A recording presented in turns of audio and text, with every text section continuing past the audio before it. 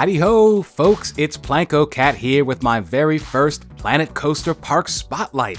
Welcome to the video, and thank you for coming along with me to the absolutely beautiful Samara Park, Part 1, Magical Town, created by Genetic Soft. Today's park is a PlayStation 5 park, the first of 7 differently themed parts of the same park that I'll be spotlighting over the course of the next few weeks.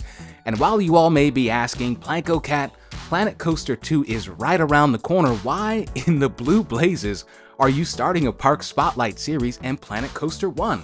Well, the answer is simple.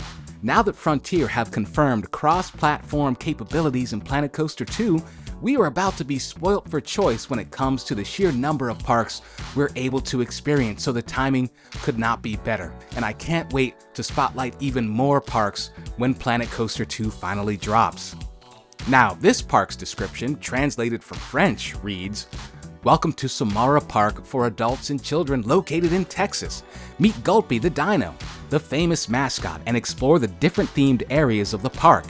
Here is the entrance and the Magical Town family area, which includes 3 flat rides, Blancar Chair, Carousel, and Magic Diction, 1 dark ride, Skeleton Manor, where death has taken possession of the manor, and 1 Dwarven Mines coaster, taking place in a diamond mine where dwarves work.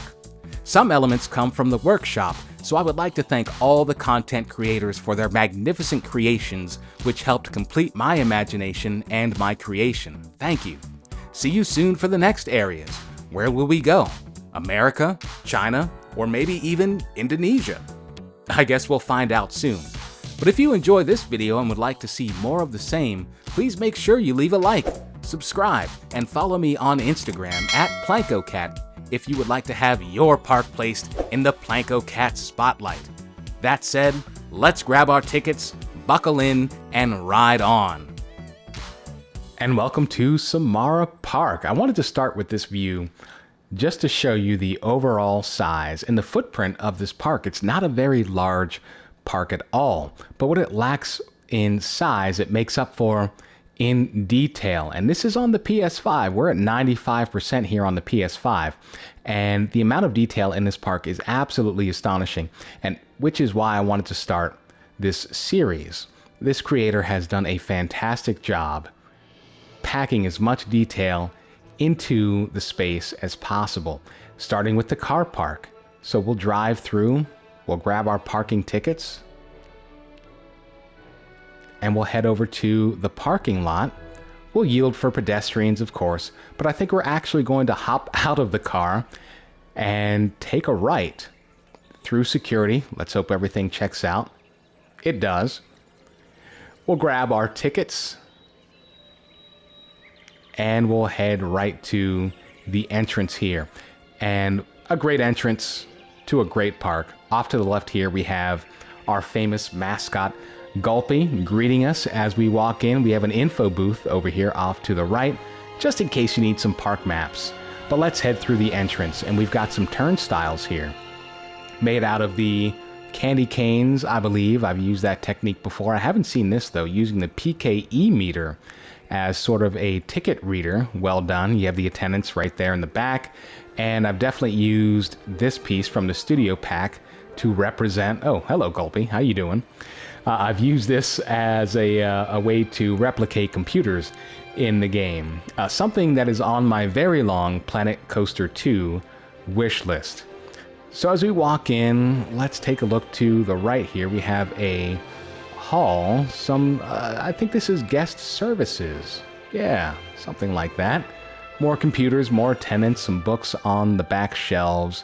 And what I really appreciate about this park is all the little things that you can't do in Planet Coaster 1, right? We all wish we had park plans and map stands, and look at this, a souvenir shop with metal detectors, poster stands that he's used the TVs for. Look at the shelves with the jars, and I believe those are the emergency lights up top there. The book stand made out of, I think those are the TV mounts. You have the ATM machine right there embedded. And what's incredible is that the guests can use most of this. You'll see them walk through. There's a janitor right there. You have a checkout machine, much better than the vanilla cubicles that we get in the base game. You've got t-shirts. You've got this, oh my gosh, you've got this statue or sculpture in the corner. Kind of threw me for a loop there. But you've got the, look at this, the swords, the, what is this? This one of the game machines right here. And another shop. You've got just a memento. So all of this is very usable in game. And the guests can walk in and walk through. And this is what I appreciate, again, about this park. Look at that ball pit right there. Pumpkins, spiders, gargoyles. Wonder what the prices are for those. But we come out of the souvenir shop, and we have a sign here. Let's see, America, Indonesia. I think those are going to be his next couple of parks. So we'll take a gander here off to the right to see where this ends up. We have the Haven here, and there's Gulpy again. But you walk in, and this is an actual restaurant that you can walk into, and it's still usable. You've got 3 shops here, but then turn around and booths, tables, table decorations, stools, a counter, windows, the floor, the ceiling, a tray return with ketchup, mustard, and relish dispensers, a soda machine. This is absolutely immersive. And there's Gulpy again, that famous mascot walking around, which I'm sure you all have in your parks. I know he's in mine. There he is again. So you walk out, and we'll take a... Oh, look at this. Wow. Wow. This is something I know that's in Planet Zoo. You've got these kind of pop-up vendor services. You really don't have any kind of shop, but it's just a stand, you know, akin to a food truck. And we come to our first ride here, Valancar Chair. And the signs here, again, something that's on my very long Planet Coaster 2 wish list. You know what it's supposed to do, right? It's supposed to warn you or advise you. Should you ride the ride? Should you not ride the ride? Let's go into the queue line and take a look at what this creator has done in the queue line. And I love the split level here that they've done. Right, you come in, you walk up, you go in, and there's the ride. Fully operational. And even the operator's booth. You have an animatronic in here. And you've got the TV there to simulate a monitor, and I think the actual attendant is tucked away in here like Harry Potter under the stairs. Right, so we'll leave him alone and go back to, excuse the camera work here, we'll go back to the main plaza with this beautiful water feature. I know Iron Maddie would appreciate that. And we'll pan over to the plan here, and hopefully once Planet Coaster 2 comes out, console players will be able to add their own music and their own pictures to the game. But let's head into Magical Town and head over to Dwarven Mines, because I definitely want to hit that. But on the way, I just want to call your attention to, again, the level of detail, the sight lines too, because remember the size of this park at the beginning, it's not very large, but it is immersive with all of the detail that is in here. So we come to this main plaza here, and oh, there's Dwarven Mine, so we'll head over that way. And it really just looks great from the path, right? You come up to this sign, and you're like, oh, what's this ride all about? And you kind of look around, you can't really tell. And so you have to go in, right? You have to go in. And so we will. And we did not buy a priority pass. We paid for parking, we went through security, but we didn't buy a priority pass, and that's fine. Because I want to see what the regular guests would experience. So we'll go up through here. Oh, and this says enter at night. And that's what we'll do. Alright, so here we are at night in the Dwarven Mines. And the lighting is really well done here. Not a lot of folks in line, which is great for my camera work. We're not clipping through guests. There are a few. But, you know, the fact that this is all underground or in a building, you know, the rock work, the scenery, the ropes hanging from the ceiling, the lighting too, because the lighting in Planet Coaster 1 can be a little bit overpowering if you don't do it right. You really have to limit or recolor your lighting just to make it a little bit more realistic. Oh, we got a bit of a line here, but we'll skip through these, folks. And when you walk in, you don't realize just how long this line actually is until you get inside. But everything in here, as a console player, you're thinking constantly, how is this going to contribute to my piece count? There goes the priority line. They're coming in, so we're getting close to the station. But everything in here, I mean the barrels, I see these 3 barrels, I'm thinking, okay, if I'm at 90-something%, how much more do I have left in the park? It's a constant fear among console players, and I know you guys will definitely understand that. But it looks like we are, there's the attendant there, just about close to the station. So if we can, oh, there it is. There it is. Oh, Nate just hopped on. Okay.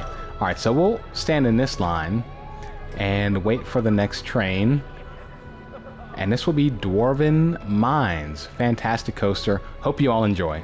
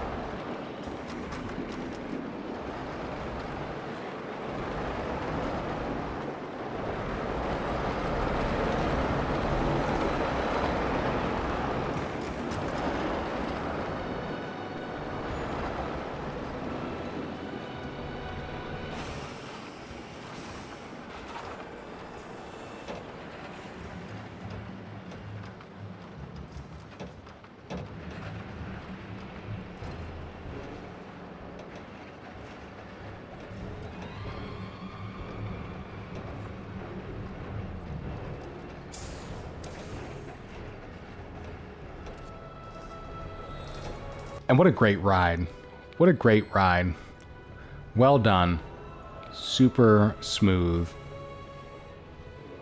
And as we exit here from the Dwarven Mines, we're greeted with another just great view of the park. I mean, all the sight lines in this park are really well thought out.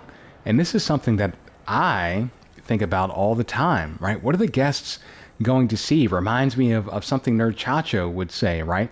If the guests can see it, it's important. If they can't, it's not.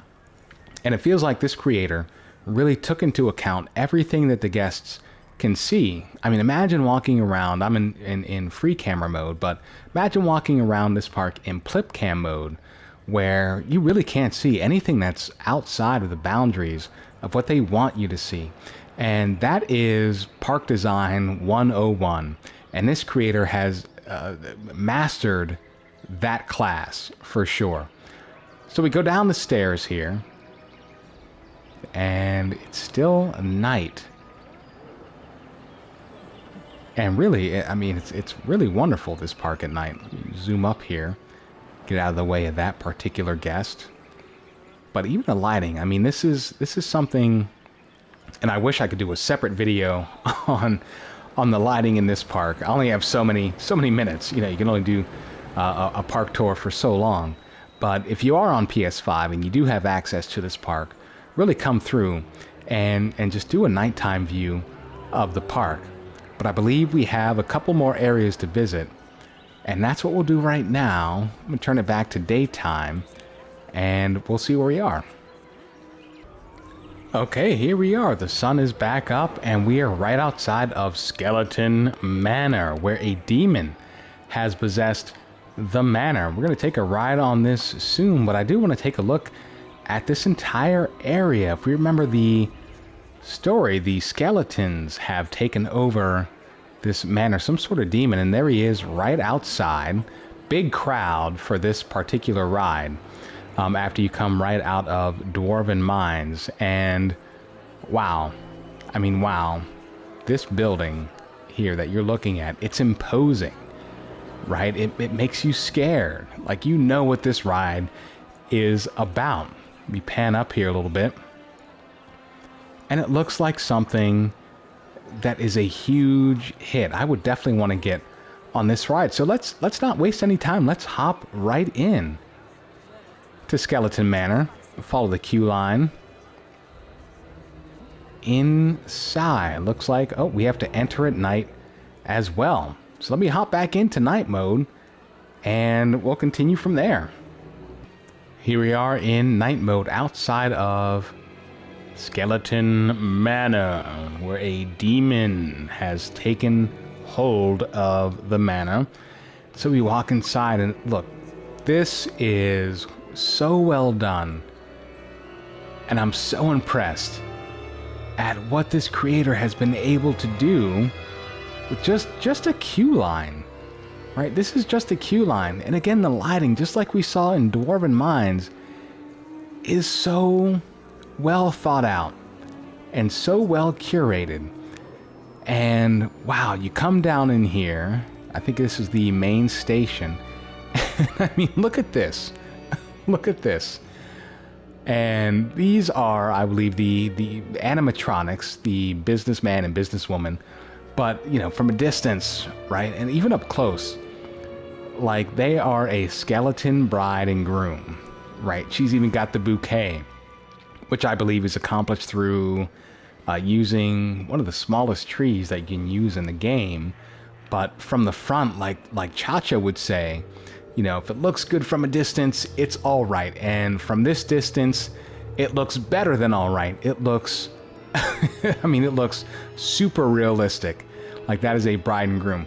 But this station, the way it opens up, is wonderful. Imagine walking in here and just having the ceiling, you know, you really can't see the top. You just see the candles coming down from the ceiling. But let's hop on this ride and see what it has in store for us.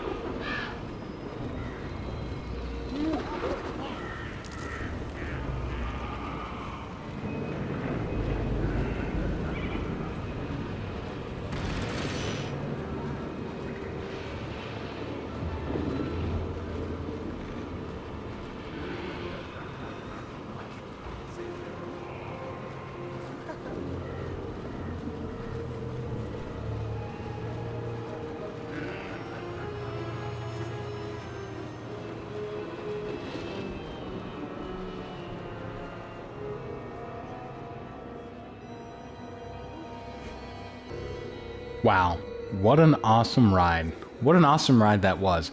And the scenes, the story that was told throughout the ride was, I can't put it into words. I mean, it was great. You know, visual storytelling is definitely a hallmark of good park design.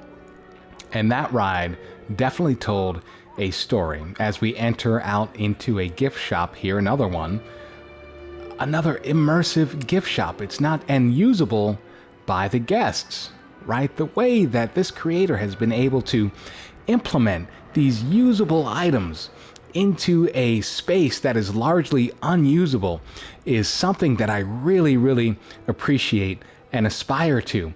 And we come out here to the same entrance, or the same exit, excuse me, as Dwarven Mines, right? You come out to the same spot. Let me pan up here for a bit, because that entire ride, all of the creative scenes, my favorite was the ballroom scene with the skeletons, and they were dancing, and you had the skeleton player playing on the organ.